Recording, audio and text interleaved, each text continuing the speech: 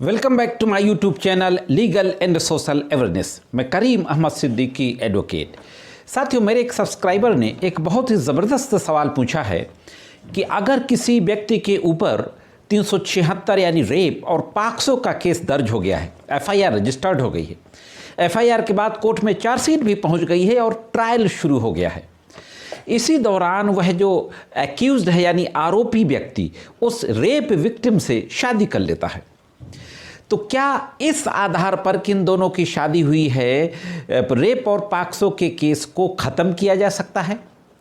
आज के इस एपिसोड में इसी लीगल सवाल के ऊपर बातचीत करने जा रहा हूं। देखते हैं कि इस संबंध में लीगल प्रोसेस क्या है और कानून क्या कहता है। अभी हाल ही में दिल्ली उच्च न्यायालय ने एक जजमेंट पारित किया है। सेम फैक्ट थे, बिल्कुल सेम मामला था, तो उसके बारे में भी बातचीत करूंगा। तो बहुत ही महत्वपूर्ण जानकारी है, देख लेते हैं कि इस संबंध में संपूर्ण जानकारी क्या है और दिल्ली हाई कोर्ट के द्वारा फाइनली क्या कहा गया है। साथियों, सबसे पहले सेटलमेंट की धारा को देख लेते हैं कि ऐसी कौन सी धारा है क्रिमिनल प्रोसीजर कोड में जिसमें सेटलमेंट की बात कही गई है।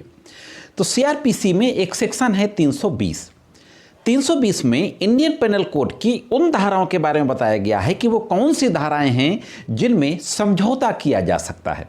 कंपाउंडिंग ऑफ ऑफेंसेस करके ये प्रोविजन दिया गया है। कुछ धाराएं ऐसी हैं जिनमें न्यायालय की परमिशन से समझौता हो सकता है, कुछ धाराएं ऐसी हैं जिनमें से पक्षकार आपस में समझौता कर सकते हैं। ओवरऑल समझौते की क्या स्थिति होगी ये धारा 320 में दिया गया है और ये सारे अपराध इंडियन पेनल कोड के अपराध हैं। जहां तक स्पेशल एक्ट के अपराधों का संबंध है, भारत में सैकड़ों आपराधिक कानून हैं, उनमें या तो समझौते की अगर स्थिति होगी तो उसी स्पेशल एक्ट में दी गई होगी, लेकिन जो ज़्यादातर स्पेशल एक्ट हैं उनमें समझौते की स्थितियां नहीं होती। आज हम जिस कानून के बारे में बात करने जा रहे हैं, पॉक्सो एक्ट के बारे में, उसमें भी समझौते की कोई धारा नहीं है। 2005 में क्रिमिनल प्रोसीजर कोड में एक अमेंडमेंट करके 21A एक चैप्टर जोड़ा गया। 21A जो चैप्टर जोड़ा गया उसमें प्ली ऑफ बार्गेनिंग का एक प्रावधान दिया गया, सौदेबाजी का प्रावधान दिया गया। वह एक अलग स्थिति है, उसके बारे में किसी अन्य वीडियो में डिटेल में बातचीत करेंगे। यहां हम सिर्फ अपने टॉपिक तक सीमित रहते हैं।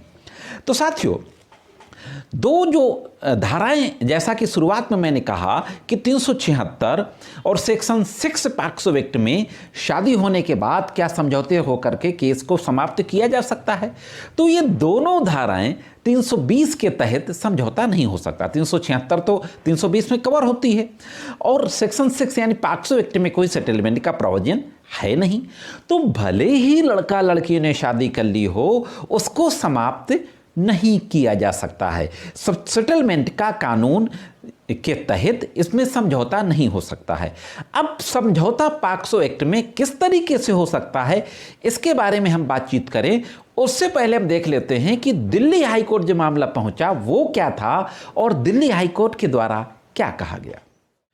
साथियों, जो दिल्ली हाई कोर्ट मामला पहुंचता है उसमें एक लड़की ने यह आरोप लगाते हुए एक एफआईआर दर्ज कराई कि जब मैं 16 साल की थी तो इस व्यक्ति ने मेरे साथ कई बार यौन उत्पीड़न किया, जिसके फलस्वरूप मैं गर्भवती हो गई और फिर केस रजिस्टर्ड हो गया 376 और पॉक्सो एक्ट में। केस रजिस्टर्ड होने के बाद इन्वेस्टिगेशन हुआ, लड़की का 164 सीआरपीसी का बयान हुआ, चार्जशीट कोर्ट में पहुंची, चार्जशीट पहुंचने के बाद ट्रायल शुरू हुआ और लड़की का यानी विक्टिम का, रेप विक्टिम का जो चीफ एग्जामिनेशन कोर्ट में होता है, मुख्य परीक्षा यानी बयान, वो भी हो गया। इसी दौरान लड़की बालिग हो गई, 18 साल की हो गई। 18 साल की होने के बाद उन दोनों में सेटलमेंट हो गया, समझौता हो गया और दोनों ने शादी कर ली। दोनों के एक बच्चा पैदा हो गया शादी के उपरांत। तब दोनों लोगों ने हाई कोर्ट में एक रिट दाखिल की और याचिका दाखिल करते हुए कहा कि चूंकि हम लोगों ने शादी कर ली है, हमारे दाम्पत्य संबंधों से एक बेटा भी पैदा हो गया है, लिहाजा इस केस की एफआईआर को और संपूर्ण कार्यवाही को क्वैश कर दिया जाए। दोस्तों, इस तरीके से आर्गुमेंट किया गया और पूरी कार्यवाही को खत्म करने की प्रेयर की गई। अब देखते हैं कि हाई कोर्ट ने क्या कहा। साथियों, हाई कोर्ट ने कहा कि जो आरोप लगा है 376 यानी रेप और पॉक्सो नाबालिग के साथ रेप, ये बहुत ही गंभीर प्रकृति का आरोप है और सिर्फ इस आधार पर कि विक्टिम और एक्यूज्ड ने, आरोपी और पीड़िता ने शादी कर ली है, हम कार्रवाई को समाप्त नहीं कर सकते। पीड़िता का 164 का स्टेटमेंट हुआ है, पीड़िता ने ट्रायल के दौरान न्यायालय में स्टेटमेंट दिया है और 164 और न्यायालय में स्टेटमेंट दोनों में उसने एफआईआर के आरोपों को दोहराया है। इस तरीके से कोर्ट ने यह कहते हुए जो याचिका दाखिल की गई थी केस की कार्रवाई और एफआईआर को खत्म करने के लिए, उसको खारिज कर दिया। तो जैसा मैंने कहा था कि चूंकि इसमें कंपाउंडेबल नहीं है, समझौते का कोई कानून नहीं है, इसलिए समझौता नहीं किया जा सकता भले ही शादी हो गई हो। अब जैसा मैंने कहा था कि इन स्थितियों में फिर केस खत्म कैसे किया जाएगा। इस तरीके के जो केसेस हैं जिनमें कंप्रोमाइज नहीं हो सकता, कानून की नज़र में कंप्रोमाइज नहीं हो सकता, कोई प्रोविजन कंप्रोमाइज का नहीं है, उन मामलों में जो कंप्लेनेंट होता है और जो विक्टिम होती है उसको न्यायालय में अपना स्टेटमेंट चेंज करना होता है। अगर दोनों लोग मिल गए हैं, आपस में सेटलमेंट हो गया, एमिकेबल सेटलमेंट बोलते हैं, जो आउट ऑफ कोर्ट सेटलमेंट होता है, तो जिसने एफआईआर लिखाई है या जो कोई विक्टिम है या कोई चुटहल है, इंजर्ड विटनेस है, उनको कोर्ट में पेश करना होता है और उनको हॉस्टाइल होना होता है। पक्षद्रोही गवाह बोलते हैं, मुकरना जिसको बोलते हैं, गवाही मुकरना।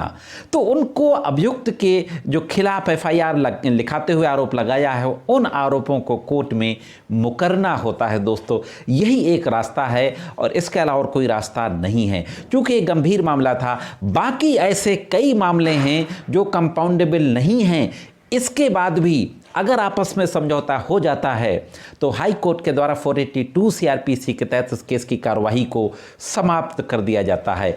खास तौर से मैट्रिमोनियल डिस्प्यूट से रिलेटेड जो अपराध होते हैं या आपस में लड़ाई झगड़े से संबंधित जो अपराध होते हैं, हाई कोर्ट ने यह भी कहा, दिल्ली हाई कोर्ट ने, कि सुप्रीम कोर्ट के द्वारा लगातार ये कहा जा रहा है कि रेप और पॉक्सो जैसे गंभीर मामलों में समझौते के आधार पर कार्रवाई को समाप्त नहीं किया जा सकता है।